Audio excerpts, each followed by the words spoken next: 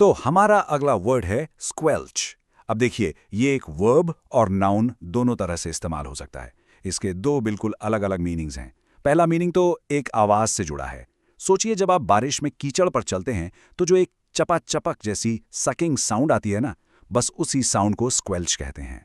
और इसका दूसरा मीनिंग जो बहुत ही कॉमन है, वो है किसी चीज को जबरदस्ती, फोर्सफुली दबा देना या चुप करा देना। चलिए पहले मीनिंग को यानी साउंड वाले मीनिंग को एक एग्जाम्पल से ठीक से समझते हैं। इमेजिन कीजिए कोई भारी बूट्स पहनकर बहुत सारे कीचड़ में चल रहा है। तो उस आवाज को हम कैसे डिस्क्राइब करेंगे? ऐसे, his heavy boots squelched in the thick mud. Okay, अब आते हैं इसके दूसरे मीनिंग पर, जो है किसी चीज को दबा देना। ये वाला मीनिंग आपको बहुत जगह देखने को मिलेगा। मान लीजिए कोई गलत अफवाह यानी रूमर्स फैल रहे हैं, तो उन्हें रोकने या दबाने की कोशिश के लिए हम ये वर्ड यूज कर सकते हैं। For example, the government tried to squelch the rumours about the new policy.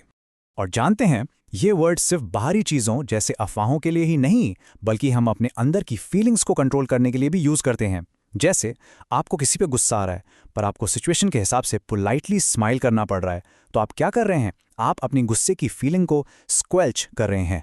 जैसे इस सेंटेंस में, she had to squelch her feelings of annoyance and smile politely.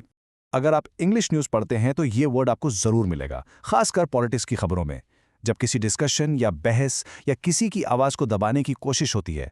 जैसे इस न्यूज़ हेडलाइन में, opposition attempts to squelch debate were unsuccessful, reports the Daily Chronicle. तो अब जब आपको मीनिंग क्लियर हो गया है, चलिए स्क्वेल्च के कुछ सिनोनिम्स यानी मिलते जुलते शब्द देखते हैं। ये हैं सप्रेस, क्रश, साइलेंस और क्वाश।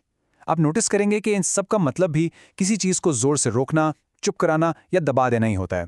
और अब सिनोनिम्स के बाद बारी है एंटोनिम्स की, यानी इसके अदम ऑपोजिट या विपरीत शब्द। सिंपल है, अगर स्क्वेल्च का मतलब दबाना है तो इसका उल्टा होगा किसी चीज को बढ़ावा देना, राइट? तो इसके एंटोनिम्स हैं प्रमोट, एनकरेज, अलाउ और सपोर्ट।